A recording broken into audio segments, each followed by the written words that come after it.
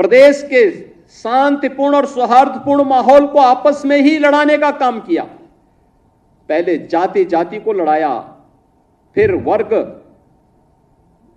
मत और मजहबों को आपस में ही भिड़ाने का काम किया। महीनों महीनों दंगों की आग में झुलसता रहा उत्तर प्रदेश। तो उत्तर प्रदेश जब शांति और सौहार्द नहीं रहेगा, कोई निवेश क्यों करेगा? विकास कैसे हो पाएगा? पहचान का संकट खड़ा होगा, हर तबके का व्यक्ति तबाह होगा। और आज ये लोग फिर से अपना रंग और रोगन बदल करके फिर नए रूप में आपके सामने प्रदेश की जनता को गुमराह करने के लिए फिर से आना चाहते हैं। बुलडोजर पे हर एक व्यक्ति के हाथ नहीं फिट हो सकते। इसके लिए दिल और दिमाग दोनों चाहिए, दिल और दिमाग दोनों चाहिए। बुलडोजर जैसी क्षमता और दृढ़ प्रतिज्ञा जिसमें हो वही बुलडोजर चला सकता है। दंगाइयों के सामने नाक रगड़ने वाले लोग बुलडोजर के सामने वैसे ही पस्त हो जाएंगे। और इसीलिए मैं आप सबसे कहना चाहता हूं कि प्रदेश सरकार ने जो प्रक्रिया अपनाई है पारदर्शी तरीके से, अपेक्षा भी हम यही रखते हैं। जनता से जुड़े हुए कोई भी कार्य कोई देर नहीं होनी चाहिए। ईज ऑफ लिविंग के लक्ष्य को प्राप्त करना, ईज ऑफ डूइंग बिजनेस जब हम लोग आए थे, यानी व्यवसाय की सुगमता जब हम लोग आए थे 17 में 14वें नंबर पर उत्तर प्रदेश था। आज हम अचीवर स्टेट हैं। 1 और 2 की लड़ाई में उत्तर प्रदेश आज आगे बढ़ रहा है, तेजी के साथ आगे बढ़ रहा है। हमने रिफॉर्म किए, प्रदेश को आगे बढ़ाया। आज परिणाम था, जिस उत्तर प्रदेश में कोई निवेश करने नहीं आता था, 40 लाख करोड़ रुपए के निवेश के प्रस्ताव उस उत्तर प्रदेश को प्राप्त हुए हैं। 40 लाख निवेश के प्रस्ताव का मतलब सीधे सीधे 1.5 करोड़ नौजवानों को नौकरी। अनुमान करिए, पहले कोई निवेश करता नहीं था, जो उद्योग थे वे अपना बंद करके भाग रहे थे। आज 1.5 करोड़ नौजवानों को इस निवेश के माध्यम से नौकरी मिलेगी, नए रोजगार के सृजन होंगे। परंपरागत उद्यम जो बंद हो रहा था दंगों के कारण, अराजकता के कारण, गुंडागिर्दी के कारण, यह उद्योग फिर से पुनर्जीवित हो गया है। 1 डिस्ट्रिक्ट 1 प्रोडक्ट के माध्यम से पूरे देश का एक ब्रांड बन गया। हर जनपद का अपना प्रोडक्ट है। इसने लाखों लोगों को कार्य दिया है, नए रोजगार का सृजन किया है। प्रदेश में लगातार इनके माध्यम से आज विकास की प्रक्रिया के साथ हम आगे बढ़े हैं।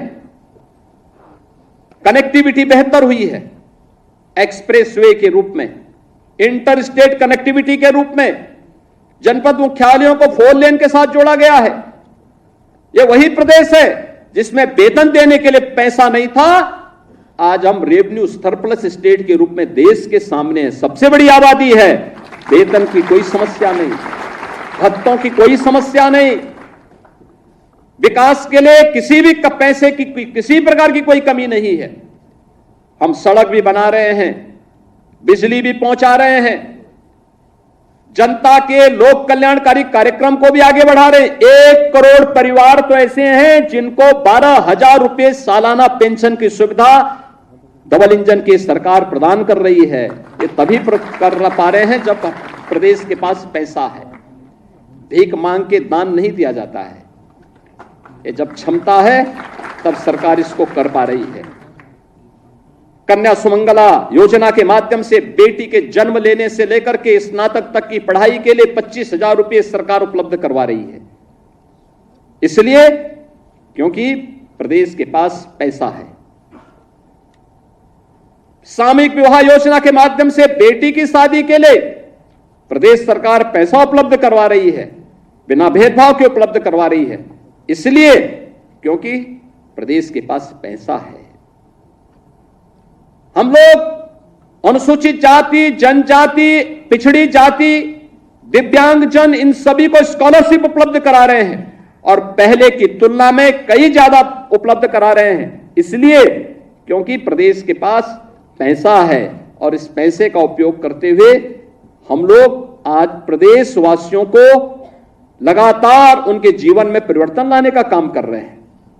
बहनों और भाइयों, यह सरकार की, चाहे वह विकास के कार्य हो, चाहे वह लोक कल्याणकारी कार्य हो, चाहे वह प्रदेश सरकार के द्वारा एयर कनेक्टिविटी को बेहतर करने की दिशा में किया गया प्रयास हो। पहले प्रदेश में जब दंगे होते थे, अराजकता थी, तो एयर कनेक्टिविटी जोड़ के करेंगे क्या? हवाई जहाज से आएगा कौन? कोई नहीं आता था। आज तो 2 एयरपोर्ट से हम 9 एयरपोर्ट को तो क्रियाशील कर चुके हैं। 10 नए एयरपोर्ट पे हमारे कार्य चल रहे हैं। जो एयरपोर्ट 9 चल रहे हैं, इनमें से 4 तो इंटरनेशनल एयरपोर्ट हैं। 5वां भारत का सबसे बड़ा एयरपोर्ट भी हम उत्तर प्रदेश के अंदर जेवर में बना रहे हैं। आखिर यह काम लंबे समय तक प्रदेश में शासन करने वाली कांग्रेस, समाजवादी पार्टी या बहुजन समाजवादी पार्टी क्यों नहीं कर पाई? इंफ्रास्ट्रक्चर क्यों नहीं दे पाए? ये तो बिजली देने में भेदभाव करते थे, ये लोग तो सड़क बनाने में भेदभाव करते थे, ये लोग तो नौजवानों को नौकरी देने में भेदभाव करते थे। कोई कल्पना भी नहीं कर सकता। मैं भी बैठा हुआ था यहां पे, ओम प्रकाश राजभर जी मुझे बता रहे थे कि पहली बार पंचायती राज विभाग में किसी राजभर की नियुक्ति हो रही है। और मुझे लगता है, तो देखिए उनकी पीड़ा, राजभर, एक राजभर नौजवान की नियुक्ति, ये चीजें दिखाती हैं पारदर्शी तरीके से नियुक्ति हो रही है। आखिर वह नौजवान भी तो होगा, वह भी तो प्रदेश का हिस्सा है, क्यों नहीं उसकी नियुक्ति होनी चाहिए थी? मैं देख रहा था नियुक्ति पत्र, जब मैं देख रहा था, प्रयागराज का एक नौजवान और एक बेटी, दोनों नियुक्ति पत्र प्राप्त किए, दोनों अनुसूचित जाति से जुड़े हुए थे। इनका भी पहले अधिकार होता था, क्यों नहीं इनको नियुक्ति पत्र मिलती थी? कारण था नियत साफ नहीं थी। चाचा और भतीजे में होड़ लगती थी वसूली को लेकर के, कौन कितना वसूल कर ले। एरिया बटे हुए थे। मैं देख रहा हूं ना इस समय कुछ आदमखोर भेड़िया प्रदेश के अंदर अलग अलग जनपदों में उत्पात मचा रहे हैं, और कमोबेश यही स्थिति 2017 के पहले प्रदेश की थी। ये लोग उस समय कितनी तबाही मचाए हुए थे, किसी से छुपा हुआ नहीं है। और इनके भी एरिया बटे हुए थे वसूली के, कहीं चाचा, कहीं भतीजे। महाभारत के सारे रिश्ते थे, सारे रिश्ते। फेल हो जाएगा। महाभारत का दूसरा दृश्य वहां देखने को मिलता था, और वही दृश्य उस समय भी देखने को मिलता था। बहन और भाइयों, मैं तो केवल आपसे एक ही बात कहूंगा, ये जो लोग बोलते हैं, इनको अवसर दिया गया था,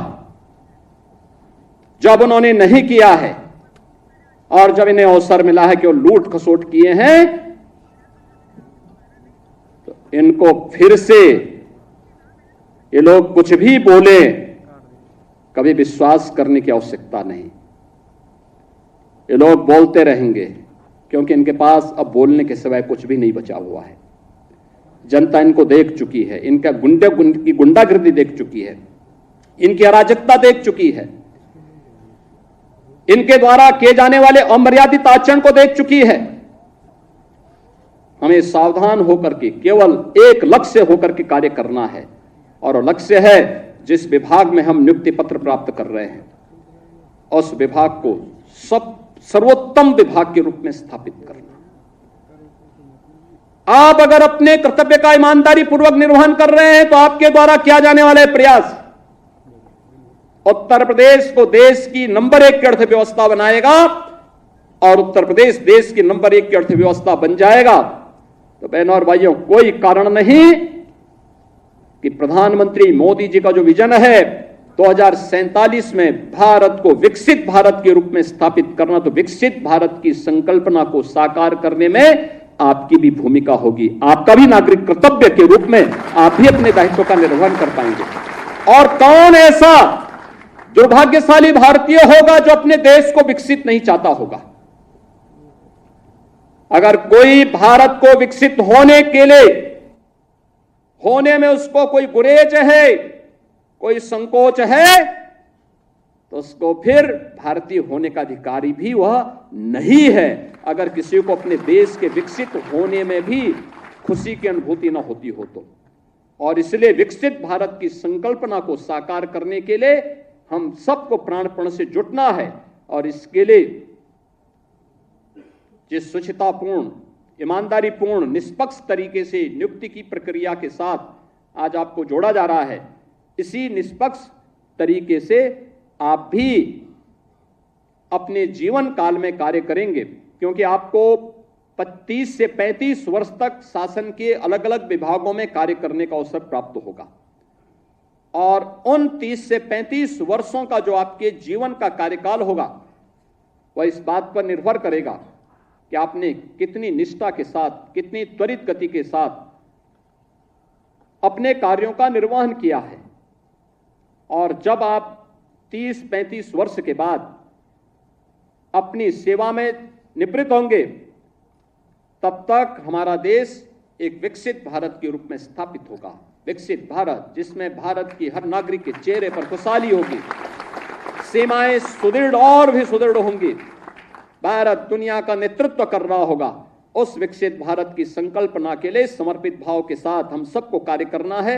मैं एक बार फिर से आपके सभी जो 1334 हमारे अभ्यर्थी आज यहां पर नियुक्ति की प्रक्रिया के साथ जुड़े हैं, आप उनके सभी अभिभावकों का मैं अभिनंदन करता हूं।